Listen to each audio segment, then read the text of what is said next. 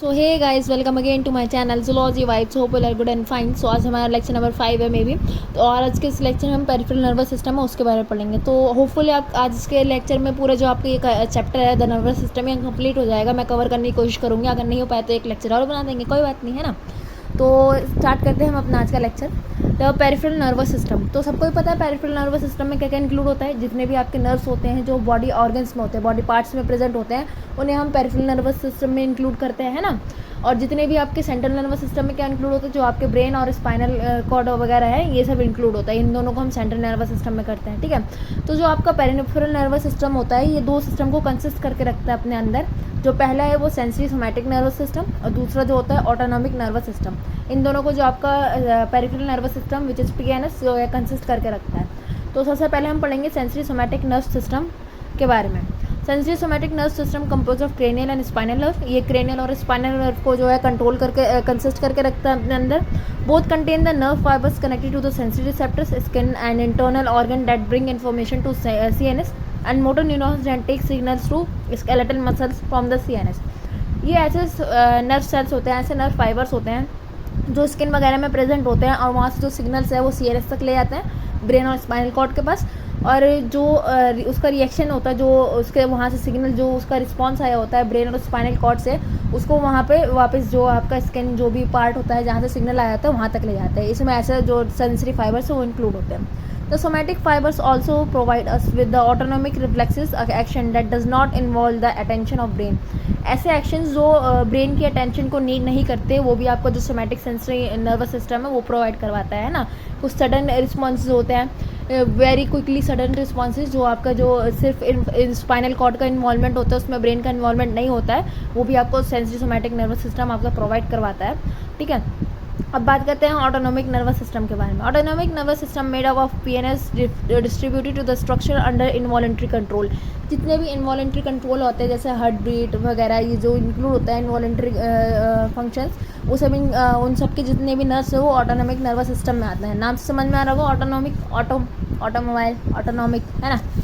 Connection with the central nervous system is mediated विया paired spinal और cranial nerve. जितने भी जो कनेक्शन जा रहा होता है, या तो वो पेयर्ड स्पाइनल नर्व से जा रहा होगा या पेयर्ड क्रेनियल नर्व से जा रहा होगा, ठीक है। तो हम पढ़ते हैं स्पाइनल नर्व्स के बारे में, ठीक है। तो इतना तो सबको ही पता होगा, जो 31 पेयर्स ऑफ स्पाइनल नर्व्स जो है देखने को मिलते हैं आपको मैमल्स के अंदर, ठीक है। तो पढ़ते हैं हम। The spinal nerves are the mix nerve which arise from the spinal cord. जो स्पाइनल कॉर्ड होते हैं वहाँ से अराइज हो रही होती है स्पाइनल नर्व्स, और ये मिक्स होती है। इसमें सेंसरी और मोटर दोनों नर्व्स आपको देखने को मिलती है, ठीक है। Each spinal nerves connect to the spinal cord by means of dorsal और वेंट्रल रूट। जो आपके जो स्पाइनल कॉर्ड होते हैं वहाँ से दो कॉर्ड अराइज हो रहे होते हैं, एक डॉर्सल एक वेंट्रल, ठीक है। जो डॉर्सल रूट होता है वो आपके जो भी मतलब इनवर्ड लाता है इन्फॉर्मेशन, आपके स्पाइनल कॉर्ड की तरफ लाता है, और जो वेंट्रल होता है वो स्पाइनल कॉर्ड से जो है इन्फॉर्मेशन को, मतलब जो सिग्नल्स ट्रांसमिट होगा किसी ऑर्गन के पास, तो वहाँ तक ले जाता है, ठीक है। तो इसीलिए जो आपका डॉर्सल रूट होता है उसको एफरेंट फाइबर्स भी कहते हैं, और जो आपका वेंट्रल रूट होता है उसे इफरेंट फाइबर्स भी कहते हैं, ठीक है। The sensory nerve fibers of spinal cord towards the spinal cord via the dorsal root and are spoken as afferent fibers. The sensory fibers are said to be either somatic or visceral. Somatic sensory fibers are those coming from the skin and its derivatives. Voluntary muscles are and skeletal muscle. जितने भी somatic sensory fibers होते हैं वो skin वगैरह में present होते हैं, और जो भी आपके इन्वॉलंटरी मसल्स होते हैं वो विसरल फाइबर्स होते हैं, ठीक है। They form synapses with cells in somatic sensory column of grey matter. Visceral sensory fibres form visceral structures terminate in the visceral sensory column of the grey matter of the cord. जो visceral sensory fibres होते हैं वो visceral structure, जैसे जो आपका internal organ होता है जैसे हार्ट, आपका लीवर, इंटरनल जो ऑर्गन है वहाँ पे देखने को मिलते हैं, और ये जो होता है इनवॉलंटरी जितने एक्शंस है उसका जो सिग्नल है वो ट्रांसमिट करते हैं, ठीक है। Cell bodies of the neurons making up the ventral root lie in the gray matter of the ventral column of the spinal cord. जो सेल बॉडीज़ होते हैं वो न्यूरॉन्स के, वो वेंट्रल रूट में ग्रे मैटर को फॉर्मेशन कर रहे होते हैं, ठीक है। In motor fibres impulses are conveyed away from the spinal cord. जो मोटर फाइबर्स होते हैं वो स्पाइनल कॉर्ड से जो सिग्नल्स है वो दिए जाते हैं, भेजे जाते हैं। Hence they are referred to as efferent fibres, इसलिए उन्हें हम इफरेंट फाइबर्स कहते हैं। Somatic motor fibers arise in the somatic motor column of gray matter in the spinal cord and are distributed to the somatic structure. जो somatic matter motor fibers होते हैं, similarly वो somatic motor column में जो gray matter का somatic motor column होता है वहाँ पे देखने को मिलते हैं, वहाँ पे spread होते हैं, ठीक है. The visceral motor fibers pass to the autonomic ganglia where they form synapses with the motor autonomic neurons. जो विसीरल मोटर फाइबर्स होते हैं वो जो आपके ऑटोनॉमिक जो सिस्टम है वो अभी हम पढ़ेंगे आगे, उसके गैंग्लिया के साथ जो साइनेप्सिस बनाते हैं और जो सिग्नल से आगे वो ऑर्गन तक ट्रांसफ़र करते हैं, ठीक है. Near the area where the dorsal and ventral roots unite to form the spinal nerves the 3 rami are usually given of.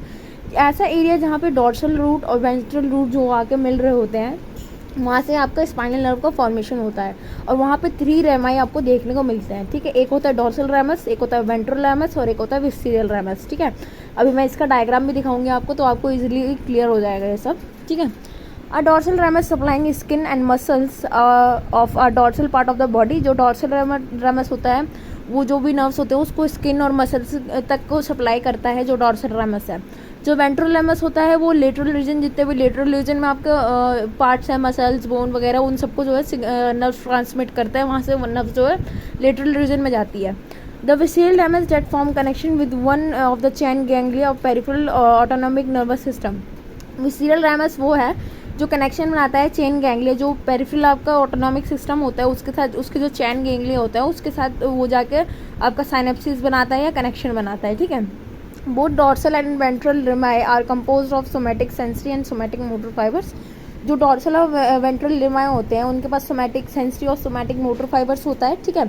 और जो एक विसीरल रेमस होता है उसके वो वाइट रेमस और ग्रे रेमस दोनों को कंसिस्ट करके रखता है अपने अंदर. आपका जो वाइट रेमस होता है वो कैरी करता है जो मेडुलेटेड विसीरियल सेंसरी और प्री गैंग्लियोनिक मोटर फाइबर्स होते हैं, वो आपको वाइट रेमस में प्रेजेंट होते हैं. जबकि आपके जो विसीरियल ग्रे विसीरियल रेमस होता है उसमें सिर्फ जो नॉन मेडुलेटेड और post ganglionic autonomic nerve motor fibres आते हैं वो उसमें आपके ग्रे विसीरियल रेमस में इंक्लूड होते हैं, ठीक है. The fibres of the grey ramus joins the spinal nerve and travel out either विया डॉर्सल और वेंट्रल रूट. जो फाइबर्स होते हैं ग्रे रेमस के वो स्पाइनल नर्व को ज्वाइन करते हैं और पूरा ट्रैवल करते हैं तो डॉर्सल रूट या वेंट्रल रूट के थ्रू, ठीक है. Where they supply structures under involuntary control such as blood vessels muscles and gland. मैंने 10 बार ये बात बता दी आपको. जो विसीरियल आपके नर्व फाइबर्स या मोटर फाइबर्स या सेंसिटी फाइबर्स जो भी होता है वो इनवॉलेंट्री कंट्रोल को मेंटेन करता है ना. तो जितने भी आपके जो ये जो है आगे जाके आपके ऑटोनॉमिक नर्वस सिस्टम से जॉइन हो जाते हैं और आपका जो बेसिकली ऑटोनॉमिक नर्वस सिस्टम होता है वो आपका जो इनवॉलेंट्री कंट्रोल होता है उनको करता है. उसके अंदर पोस्ट और प्री गैंग्लियोनिक जो नर्व सेल्स होती है उसका बहुत बड़ा जो होता है योगदान होता है, ऐसा समझ लीजिए आप, ठीक है. तो अब बातों को आगे बढ़ाते हैं. तो अब बात करते हैं ऑटोनॉमिक नर्वस सिस्टम के बारे में, ठीक है. तो जो आपका ऑटोनॉमिक नर्वस सिस्टम होता है पेरिफेरल नर्वस सिस्टम का ये एक पार्ट होता है, ठीक है, जो कंपोज करके रखता है जितने भी सेंसरी और मोटर फाइबर्स हैं. सिमिलरली ये भी कंपोज करके रखता है. इसके अंदर जितने भी इंटरनल आपका जो भी इनवॉलेंट्री ऑर्गन्स होगा, आपका इंटरनल इन्वायरमेंट को मेंटेन करना, वो आपका ऑटोनॉमिक सेंसरी फाइबर्स या आपका ऑटोनॉमिक नर्वस सिस्टम का काम होता है, ठीक है. जितना भी आपका blood pressure, partial pressure of oxygen, carbon dioxide, skin का टेम्परेचर, जितना भी कुछ होता है ये सब आपका जो आपका ऑटोनॉमिक नर्वस सिस्टम है वो कंट्रोल करता है. While the autonomic motor fibres send impulses to the smooth muscles and gland in various part of involuntary control. जितने भी आपका ऑटोनॉमिक नर्वस मोटर न्यूरॉन्स होते हैं, मोटर फाइबर्स होते हैं, वो इम्पल्सेस सेंड करते हैं स्मूथ मसल्स और ग्लैंड में जो भी इनवॉलेंट्री कंट्रोल के पार्ट होता है, ठीक है. Autonomic nervous system regulate the function of structure which are under involuntary control. मैंने बता दिया जो इतने भी इनवॉलेंट्री कंट्रोल में होते हैं वो ऑटोनॉमिक नर्वस सिस्टम कंट्रोल करता है, ठीक है. The proper functioning of this part of nervous system is necessary for the regulating such activities of heart beat, respiration, movement, composition, है ना. इन सब के लिए जो है इस ऑटोनॉमिक नर्वस सिस्टम का प्रॉपर फंक्शन करना बहुत ज़रूरी होता है इन सबको कंट्रोल करने के लिए, ठीक है. The system is composed of preganglionic and postganglionic fiber and a number of ganglia which serve a relay center. ठीक है। ये जो सिस्टम होता है आपका ऑटोनॉमिक नर्वस सिस्टम, ये पूरा आपका प्री गैंग्लियोनिक और पोस्ट गैंग्लियोनिक के कॉन्सेप्ट पे बेस्ड होता है। ठीक है, आपका प्री गैंग्लियोनिक और पोस्ट गैंग्लियोनिक क्या होता है अभी हम पढ़ेंगे आगे। ठीक है, column of grey matter with the central nervous system, there medullated fibre pre ganglionic neurons are located in the visceral motor pass to the outlining ganglia. Post ganglionic neurons have gray non-modulated axon.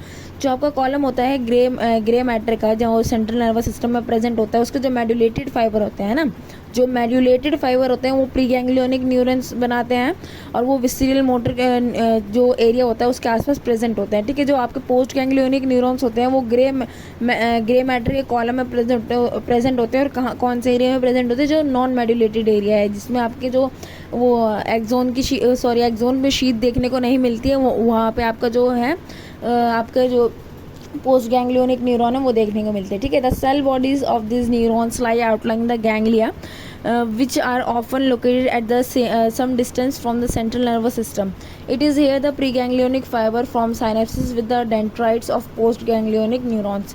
जो प्रीगैंग्लियोनिक neurons होता है वो post ganglionic neurons के साथ जो बनाता है आपका एक साइनेप्सिस बनाता है। फिर जो ये आपका पोस्ट गैंग्लियोनिक न्यूरॉन होता है वो सिग्नल ले जाता है जो भी आपके ऑर्गन है वहाँ तक। ठीक है, यहाँ पे आप क्लियरली डायग्राम में देख सकते हैं, यहाँ पे आपको बहुत अच्छे से समझ में आ जाएगा। ठीक है, ये आपका एक सोमैटिक नर्वस सिस्टम है। इसमें देखिए जो मोटर न्यूरॉन है वो सीधा आगे स्केलेटल मसल के पास जो सिग्नल देने हैं। बट ये आपका जो ऑटोनॉमिक नर्वस सिस्टम है इसमें क्या हुआ, जो प्री गैंग्लियोनिक न्यूरॉन है उसने गैंग्लिया मतलब जो आपका बाहर गैंग्लिया पड़ा है आपके पेरिफेरल नर्वस सिस्टम में, उसको उसके साथ साइनेप्सिस बनाया। उस न्यूरॉन का क्या नाम हो गया? Post ganglionic neuron. ठीक है, the autonomic portion of peripheral nervous system is divided into two main part, the sympathetic and parasympathetic system. जो ऑटोनॉमिक नर्वस सिस्टम होता है वो मेनली दो पार्ट में डिवाइड होता है, सिंपैथिक और parasympathetic nervous system. Both this system work antagonistically. The sympathetic system function to strengthen the body reaction against the adverse condition. It is called the expenditure of energy. जो आपका sympathetic system होता है वो आपके body में जो भी flight mode होता है ना, जितने जो भी आपके फ्लाइट मोड होता है उसको ऑन कर देता है ना। जितने भी आपको इमरजेंसी में आपके दिल धड़कना, आप स्वेटिंग होना, ये सब जो भी होता है तो ये आपके जो सिंपैथिक नर्वस सिस्टम है उसके वजह से होता है। ठीक है, जो आपका पैरासिम्पैथिक नर्वस सिस्टम है वो आपके बॉडी को रिलैक्स करता है। अब जो वो भी कंडीशन थी, जो खतरे की कंडीशन थी वो चली गई, तो अब आपकी बॉडी को रिलैक्स होने की ज़रूरत है। तो जो पैरासिम्पैथिक नर्वस सिस्टम होता है वो आपकी बॉडी को रिलैक्स करता है, जितनी भी एनर्जी को रीस्टोर करने की कोशिश करता है, और जितनी एक्सपेंड हो गई है एनर्जी उसको वापस से रीस्टोर करता है, कंट्रोल करता है, आपके हार्ट बीट को बाकी वापस नॉर्मल लाता है, आपकी स्वेटिंग को कम करता है ना। देखते हैं ना जब डर के बाद ऐसा होता है। ठीक है, in mammals almost every visceral organ has sympathetic and parasympathetic innervation except the adrenal gland, peripheral blood vessels and sweat glands. जितने भी आपके ऑर्गन होते हैं सबके पास जो होता है सिंपैथिक और पैरासिम्पैथिक सिस्टम होता है। सिर्फ और सिर्फ किसके पास नहीं होता? ये दोनों एडर्नल ग्लैंड के पास आपका पैरासिम्पैथिक सिस्टम नहीं होता, पेरिफेरल ब्लड वेसल्स के पास आपका पैरासिम्पैथिक सिस्टम नहीं होता, स्वेट ग्लैंड के पास आपका पैरासिम्पैथिक सिस्टम नहीं होता। ठीक है, all of which receive only sympathetic innovation.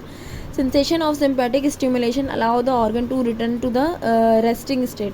जब आपका सिंपैथिक स्टिमुलेशन स्टॉप हो जाता है तो उसके बाद जो भी आपका ऑर्गन होता है वो रेस्टिंग स्टेट में चला जाता है, मतलब पैरासिम्पैथिक सिस्टम जो है वो अपना काम करना शुरू कर देता है। ठीक है, तो कौन कौन से ऑर्गन है? Adrenal gland, peripheral blood vessel और विसुएट ग्लैंड। इसके पास क्या नहीं होता है? पैरासिम्पैथिक सिस्टम का कोई नर्व नहीं होता, सिर्फ और सिर्फ सिंपैथिक सिस्टम होता है। ठीक है, post ganglionic axon of the sympathetic system except those uterus and sweat gland secrete norepinephrine और एपिफेराइन। जो पोस्ट गैंग्लियोनिक न्यूरॉन्स होते हैं सिंपैथिक सिस्टम के, सिर्फ और सिर्फ यूट्रस और स्वेट ग्लैंड को छोड़ के वो न्यूरोफेराइन और एपिफेराइन केमिकल जो होते हैं उनको सिक्रेट करता है। साइनेप्सिस जो है ना केमिकल सिक्रेट करता है। The post ganglionic axon of the parasympathetic system release the neurotransmitter acetylcholine. Acetylcholine is also released between pre and post ganglionic fiber in the both division of the autonomic nervous system. Autonomic nervous system के जो दोनों division है parasympathetic और आपके sympathetic, उन दोनों में ही जो आपका एसिटोकोलाइन है वो रिलीज़ होता है इसके प्री और पोस्ट गैंग्लियोनिक के बीच में, है ना। जैसे ये आपका प्री और पोस्ट गैंग्लियोनिक के बीच का जो एरिया है यहाँ पे आपका क्या रिलीज़ होगा? एसिटोकोलाइन। और जो आपका पोस्ट गैंग्लियोनिक सिंपैथिक सिस्टम होता है ना, यूट्रस और स्वेट ग्लैंड को छोड़ के वहाँ पे क्या रिलीज़ होता है? न्यूरोफेराइन और एपिफेराइन। ठीक है, तो अब बात कर लेते हैं हम लोग थोड़ी सी किस चीज़ की, आपके पैरासिम्पैटिक और सिम्पैथिक नर्वस सिस्टम की। तो पैरासिम्पैथिक नर्वस सिस्टम क्या करता है, मैंने बताया वो आपकी बॉडी को रिलैक्स करता है ना। और जो आपका सिम्पैथिक नर्वस सिस्टम है वो आपको क्या करता है, जो आपकी बॉडी है उसको फ्लाइट मोड में डालता है ना। फ्लाइट मोड मतलब फ़ोन वाला फ्लाइट मोड नहीं, ये फ्लाइट मोड दूसरा है। यहाँ पे जो है आपका बॉडी जो है आपकी काम करती है ना, मतलब बहुत ज़्यादा रेडी हो जाती है किसी भी एडवर्स कंडीशन को झेलने के लिए, है ना। हार्ट बीट तेज़ हो जाना, ये सब जो आता है आपके फ्लाइट वो सिम्पैथिक नर्वस सिस्टम में आता है। तो इसमें क्या क्या होता है, जो आपके पल्प होते हैं, जो आई पल्प होता है वो डायलेट हो जाता है, आपका जो सलाइवा का प्रोडक्शन है वो रुक जाता है, ठीक है। और एयरवेज जो आपकी ट्रैकिया वगैरह होती है वो डायलेट हो जाती है, चौड़ी हो जाती है, आपका हार्ट रेट इंक्रीज़ हो जाता है, ठीक है। स्टोमक में जो डाइजेशन है वो कुछ टाइम के लिए रुक जाता है, ठीक है। लीवर जो है ग्लूकोज रिलीज़ करने लगता है, एनर्जी की नीड होती है क्योंकि, ठीक है। इंटेस्टाइन इनहिबिट डाइजेशन, ये तो मैंने बता दिया। किडनी रिलीज एडेरेनालिन, जो एडेरेनालिन हार्मोन होते हैं, एडेरेनल ग्लैंड्स वो रिलीज़ होने लगते हैं, आपका ब्लैडर स्टॉप हो जाता है, ठीक है। इसका अपोजिट क्या है, पैरासिम्पैथिक में जो आपके प्यूपिल है वो वापस से ठीक हो जाते हैं, सेलिवेशन स्टार्ट हो जाता है, एयरवेज जो होती है कंस्ट्रिक्ट हो जाती है, नॉर्मल साइज में आ जाती है, हार्ट रेट स्लो हो जाता है, स्टमक में डाइजेशन स्टार्ट हो जाती है और ब्लडर जो है कंस्ट्रिक्ट हो जाता है। बाकी से आपका जो रिप्रोडक्टिव फ्लो है सब इंक्रीज हो जाता है, जितना भी ब्लड फ्लो है, ठीक है। तो आज का ये लेक्चर मेरे यही ख़त्म होता है। आज का ये लेक्चर क्या, आज का ये हमारा चैप्टर भी यहीं पे ख़त्म हो गया है। होपफुली आपको वीडियो पसंद आई होगी। वीडियो पसंद आई तो लाइक शेयर सब्सक्राइब करना बिल्कुल भी ना भूलें। Thank you.